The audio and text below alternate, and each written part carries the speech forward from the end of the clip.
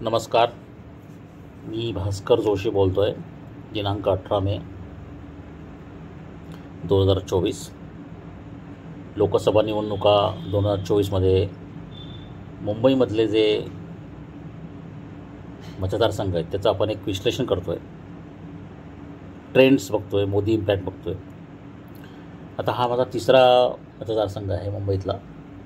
Mumbai north central म्हणजे उत्तर मध्य हा पूर्णपणे उपनगरी मुंबई सबमध्ये येणारा मतदारसंघ आहे आणि त्याच्यात 6 विधानसभा मतदारसंघ आहेत. त्याच्यामध्ये विलेपार्ले, चांदिवली, कुर्ला राखीव आहे, कलिना, वांद्रे पूर्व, वांद्रे पश्चिम. आता इथे बघा तुम्ही काय झालं आहे की विलेपार्ले हा जो गड आहे ना तो BJPचा आहे. चांदिवलीमध्ये दिलीप लांडे सध्या, विलेपार्लेमध्ये पराग अळवणी आमदार आहेत BJPचे. चांदिवलीमध्ये दिलीप लांडे आहेत, शिवसेना म्हणजे शिंदे गट ते गेलेले आहेत. कुर्ल्यामध्ये मंगेश कुडाळकर आहेत, शिवसेना शिंदे गट आहेत. कलिनामध्ये संजय पोतनीस शिवसेनेच्या उद्धव ठाकरेसोबत राहिलेले आहेत. व वांद्रे पूर्वमध्ये जिशान सिद्दीकी म्हणजे बाबा सिद्दीकीचा मुलगा, जे आता काँग्रेसशी डिसोसिएट झाल्याच जमा आहे, तो काँग्रेसचा आहे, पण आता तो काँग्रेसशी डिसोसिएट झालेला आहे आणि त्याचे वडील अजित पवारांच्या गटात गेलेले आहेत. आणि वांद्रे पश्चिममध्ये मुंबईचा मेन बॉस पुढचा आशिष शेलार BJPचा, जे मुंबई महापालिकेचे पुढचे मेन बॉस असतील, आशिष शेलार. आता ह्या मतदारसंघाचं बघा तुम्ही जर 2004पासून जर बघितलं तर परिस्थिती अशी आहे की जसं मी म्हटलं की मुंबईतलं ह्यावेळेचं डायनामिक्स खूप वेगळं आहे, एकूणच महाराष्ट्रातलं वेगळं आहे. परत मी सांगतो की इथे मी मराठी, गुजराती, मुस्लिम असं मी बघत नाही आहे. प्युअरली स्टॅटिस्टिकल पॉईंट आणि मोदी इम्पॅक्ट आणि ट्रेंड्स या अँगलने बघतो आहे. आता 2004मध्ये बघा एकनाथ गायकवाडांनी इथून निवडणूक लढवली होती आणि त्यांच्या विरुद्ध होते मनोज जोशी शिवसेनेचे.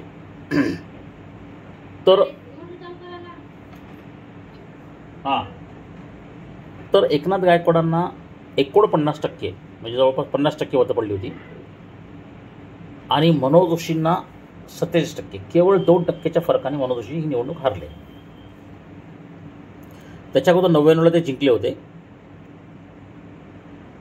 त्यांना 55% मतं पडली होती. 2009मध्ये बघा परत इथे तोच मनसेचा विषय आहे की मनसेने भाजप शिवसेना युतीला हरवलेलं आहे आणि काँग्रेसच्या म्हणजे UPला जिंकून दिलेलं आहे. इथे बघा प्रिया दत्त जे आहेत त्यांना 28% मतं पडली आहेत. महेश जेठमलानी BJPचे 21% मतं पडली आहेत आणि शिल्पा सरपोतदार मनसेच्या यांनी जवळपास 20% मतं घेतलेली आहेत. तरी 7% मतांचा फरक आहेच आहे. म्हणजे प्रिया दत्त यांचा स्वतःचा एक करिश्मा, त्यांचं नेटवर्क काँग्रेसचं. पण आपण हे बघितलं पाहिजे की 50%पेक्षा 1 ते 1.5% फरक त्यांना अगोदरपेक्षा काँग्रेसला पडलेला आहे. आता एकदम जंप मारतात बघा, म्हणजे परिस्थिती एकदम पालटते 2014मध्ये. आता BJPच्या पूनम महाजन विरुद्ध प्रिया दत्त अशी लढाई झालेली आहे. आता पूनम महाजनांना 56% मतं पडली आहेत. म्हणजे आता बघा इथे काय झालं आहे, 2009मध्ये BJPचे महेश जेठमलानी यांना 21% मतं पडत आहेत. ठीक आहे, आणि मनसे त्यांची काही मतं घेते पण ती आपण 7 ते 8, 10% मतं घेतली असेल असं वाटूयात, आपण समजूयात. आणि काही त्यांनी शिवसेनेची मतं घेतली असतील. म्हणजे मनसेने 2009मध्ये भाजपची काही मतं, शिवसेनेची काही मतं. पण भाजपला 21% मतं पडली आहेत, जवळपास 22% मतं पडलेली आहेत 2009मध्ये. आणि 2014मध्ये एकदम 56% मतं पडली आहेत. आणि काँग्रेसला म्हणजे प्रिया दत्त यांना 2009मध्ये 48% मतं आहेत, ते एकदम 34% आलेले आहेत. हा सगळा मोदी वेव्ह सुनामीचा इम्पॅक्ट आहे. म्हणजे सुनामी मोदीची 2014. 2019मध्ये मोदी वेव्ह, म्हणजे सुनामी आणि वेव्हमध्ये मी फरक करतो आहे. आता इथे काय झालं, मोदी सुनामी वेव्हमध्ये रूपांतर झालं. परत पूनम महाजन विरुद्ध प्रिया दत्त इलेक्शन झाली. परत त्यावेळेस पूनम महाजन BJPला 53% मतं पडली आहेत, म्हणजे 3% मतं कमी झाली आहेत जवळपास. आणि प्रिया दत्त यांना 39 मतं पडले, म्हणजे 3% मतं त्यांची वाढली आहेत, 3 ते 5%. आता इथे काय झालं की 2014 आणि 2019मध्ये हे आपल्याला सरळ सरळ दिसतं की 10% मतांचा जो फरक पडला आहे तो मोदींमुळे फरक पडलेला आहे. राईट, 10% फार म्हणजे फार मोठा फरक आहे. आता जी निवडणूक आहे ना, ती निवडणूक फार रंगतदार आहे. ती आहे, वर्षाताई गायकवाड आहेत काँग्रेसतर्फे आणि उज्ज्वल निकम आहे BJP तर्फे.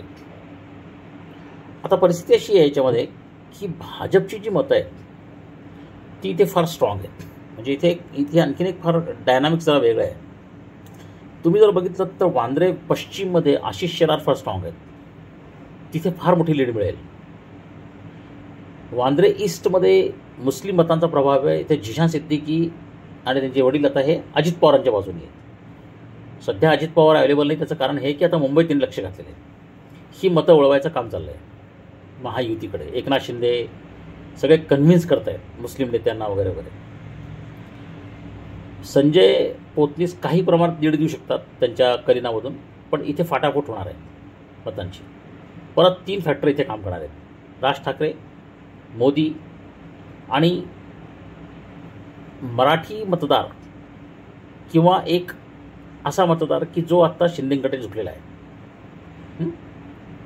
आणि इथे आणखीन एक गोष्ट अशी आहे की आतून कोण कोणासाठी मदत करतं आहे ह्याचं एक डायनामिक्स वेगळं इथे आणखी आहे. कुर्ला, चांदिवली आणि विले पार्ले हे आता एकनाथ शिंदे आणि भाजपचेच तिथले आमदार आहेत. म्हणजे आता झालं आहे कसं माहिती का, की उद्धव ठाकरेंना काही ठिकाणी सहानुभूती आहे, पण त्याची मतं कमी आहेत. त्याचं नेटवर्क किती डॅमेज झालं आहे खालच्या लेवलला, अगदी ग्रासरूट लेवलला, ह्याची मला कल्पना आलेली आहे. पण तो वेगळा विषय आहे कम्प्लिटली. पण याच्यामध्ये असं झालेलं आहे की काँग्रेसची जी मतं आहेत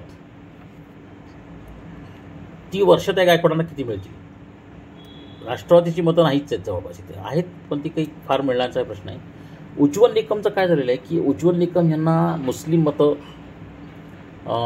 अजित पवारांची मतं, भाजपची मतं, एकनाथ शिंदेची मतं, शिवसेनेची मतं ही मोठ्या प्रमाणात मिळतील इथे. आणि परत मोदी फॅक्टर आहे. आणि इथे एक सभा जर घेतली राज ठाकरेंनी, परत इथे 1 लाख सव्वा लाखाचा जो लीड आहे, तो फरक जो पडेल ना, तो मोदी, राज आणि BJPचं नेटवर्क. कारण तुम्ही बघा इथे विले पार्ले वगैरे भागामध्ये गुजराती, मारवाडी किंवा हा जो काही भाजपचा पारंपरिक मतदार आहे ना, तो खूप स्ट्रॉंग आहे इथे. आणि एक कॉस्मोपॉलिटन वर्ग जो आहे ना, तो मोदींच्या नावावर मतदान करेल इथे. अँटी मोदी सेंटिमेंट्स मुंबईमध्ये फार स्ट्रॉंग नाही आहेत. विधानसभेत चित्र वेगळं असेल, पण आत्ता लोकसभेची स्थिती अशी आहे.